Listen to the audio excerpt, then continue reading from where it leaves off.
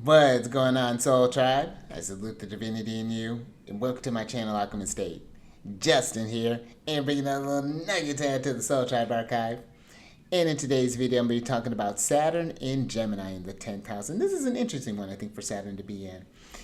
Now, when you talk about that Saturn, Saturn's a challenging planet. It's the greater malefic, and Saturn, especially in a date chart, Saturn's challenges can be more surmountable, whereas in a night chart, Saturn is going to be the most challenging planet. So that's something to pay attention to there.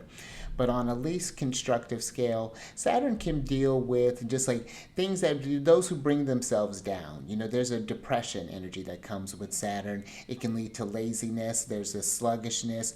There's a deceitful energy, a mean energy sometimes that can be Saturn. That sets up because of the obstacles, the hindrances. There's a sense of secretiveness and kind of concealment with Saturn. Saturn deals with anything sort of like long-term punishments, anything kind of chronic. Saturn requires it. Saturn gets better with time. That is something to keep in mind of there. And on a more constructive standpoint, Saturn can bring great reputation. It can bring about this sense of administration over like what belongs to others. That kind of sense of like possession. It can bring about like notable reputation could be another thing that Saturn that deals with. Possession of land and things like that, tax collecting. So very interesting with Saturn, but again requires a patience, a discipline when we're working with Saturn. Now, when you're talking about Gemini. Gemini is ruled by Mercury, and they are the immutable air sign, and they're active or yang in nature. And, there's a very curious mind, I think, with Gemini, a very quick mind, one that can absorb a lot of information very quickly, and I think teach it as quick as it learns it, It's a one that's light, you think about that, just like the air's moving freely in Gemini there. I think that there's an adaptability. Improvisation is one I think that comes with Gemini, this sort of inventive and creative sort of mind that comes with Gemini, the ability to be able to see things from a number of angles, to be able to figure out things very quickly, to be able to change one's, be able to adapt and to shift on a dime there. I think that's a real gift of Gemini. And then when you talk about the 10th house, this is one of the angular houses. This is the house of the midheaven, and this is where the MC lives, one of the sensitive points in whole sign. And it's going to be, one of the angular houses. And some of the themes that the 10th house deals with is going to deal with like your career, advancements, your reputation, your superiors. This can deal with like just like anything you want to accomplish, any sort of things like you want to master, ambitions, things along those lines. So when you're working with this placement, a few things to consider. One, you would have a Virgo rising by whole sign, and you're going to want to look to Mercury because Mercury is going to rule this house and actually your first house, which deals with like your life, your body, the health, and beginning of all action. So that's going to be something really important there. And then Saturn is going to import the themes of the 5th house and the 6th house to this house, the 10th. And the 5th deals with like children, pregnancy, pleasures, and just general enjoyment of life, and just sexuality and creativity, things like that. And then the 6th house deals with like illness, injuries, subordinates, work, pets, enemies, things like that. So couple things to think about with this one. One, because Saturn is in an angular house, you want to pay attention to one, how close it is to the MC. If the MC is in the 10th house, how close it is, and how close Saturn is to squaring the ascendant.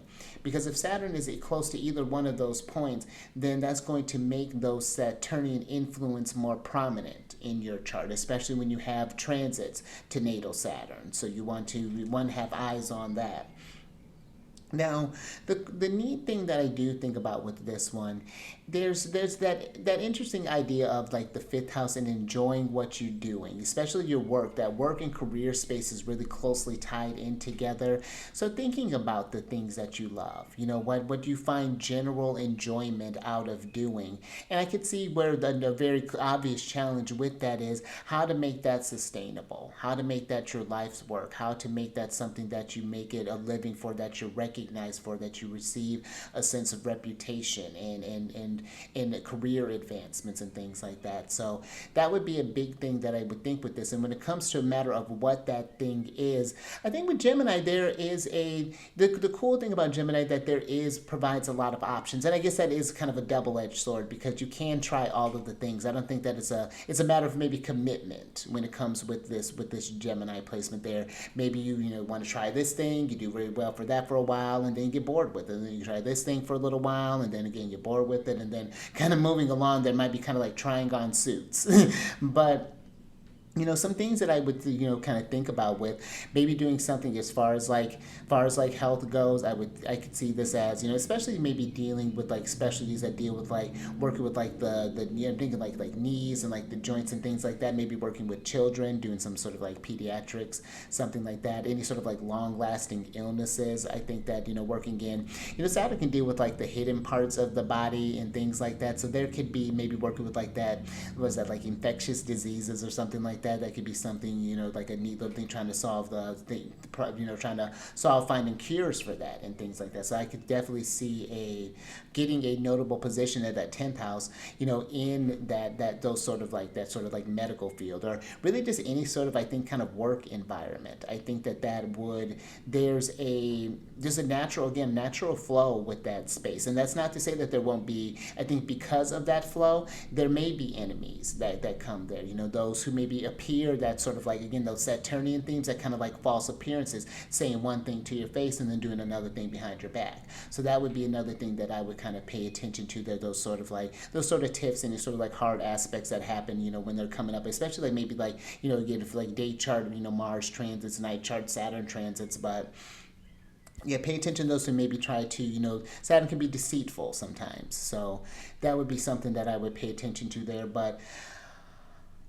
I could see this too, maybe there is maybe some sort of problem would be like and this is just like an extreme, it's not going to be like everyone's placement, but maybe some sort of like romance, that sort of fifth house themes, sexuality comes in with the, in the workspace possibly. So that would be just something I would be a little mindful of, just because, again, Saturn, even though deals with secrets, is in a very public house. So that could be like a secrets exposed type of thing. So, especially if there's any sort of like, and like your private life is your business, but when it's getting into that mix of work and pleasure, that does get to where it's a bit of trickiness. So that would be, again, that's just like an extreme example that I'm thinking about there. Again, maybe doing something with like pets, for example, working with like maybe different like farm things. I could see that we're working with that. Saturn deals with the land, but I'm thinking about working animals in particular. That could be something that this placement could get a reputation for. But having those relationships with that superior, with your superiors and things, I think could be a really useful thing. Doing something with like thinking about Gemini, something in like communication, something maybe with your writing something, or you're doing some sort of like, where you're doing like presentations or things, something where you're maybe even like managing people. That's something I think that this placement could do something very well of as well. I think that this would be an interesting too. Saturn can deal with being like the parent of other people's children, and considering that rule is that fifth house space, maybe there's something that comes into where you happen to like have adopt a child for some sort of reason. That may be something that potentially comes into the mix there. That may be, maybe some sort of like challenges, maybe wanting to adopt a child, but maybe there's some sort of like, maybe challenges with that possibly. They're just thinking about with Saturn. But that might be even too like a clash as far as like trying to think about that sort of like work home balance, maybe wanting to become a parent but also wanting to achieve that career, maybe that duality of trying to do both, where it's not impossible, but it definitely does require a level of multitasking, that I think Gemini can do, but also you don't want to make sure of like about wearing yourself out and things like that.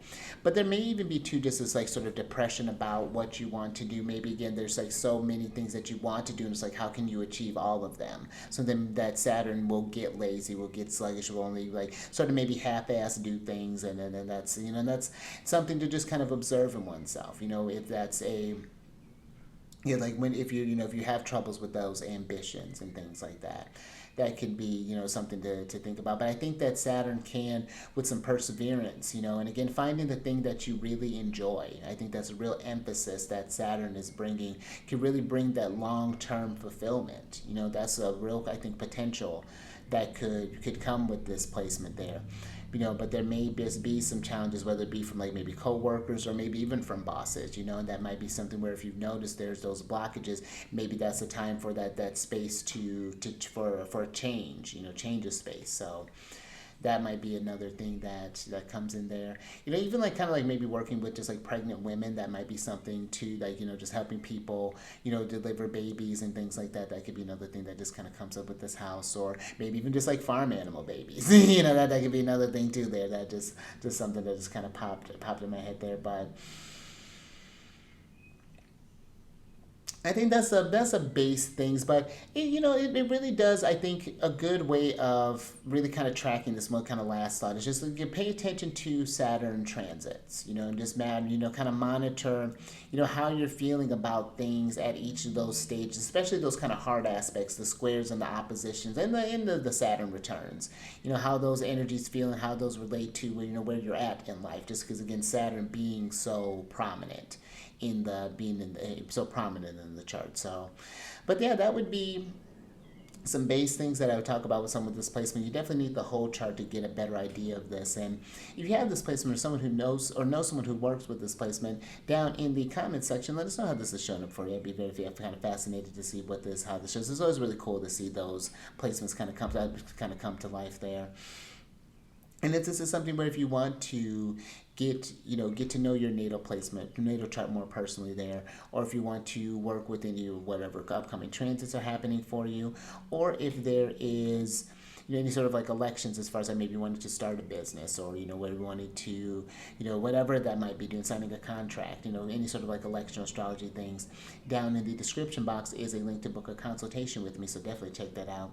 And if you have any questions as far as like the services that I provide, my email's down there as well, so definitely feel free to reach out to me.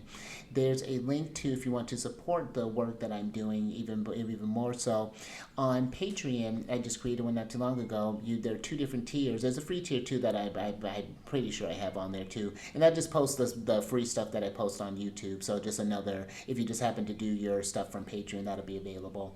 But I also have two tiers. One of them is for the Lucky Day podcast, which talks about the most auspicious dates for the month for any elections that you're wanting to do. And then the second tier will include that, plus a personalized monthly transit report from me, depending on how long you say. For each month you subscribe, you get a report. So that's how that works. There's a recording from me with a write-up with it. So that's all available for you. And then a couple playlist tabs for some of the other things that I do on this channel as well. Lunar Shenanigans and the Celestial News Monthly. But until next time, stay mindful out there. Keep raising that vibration through the roof. And I will catch you on the next one. Later.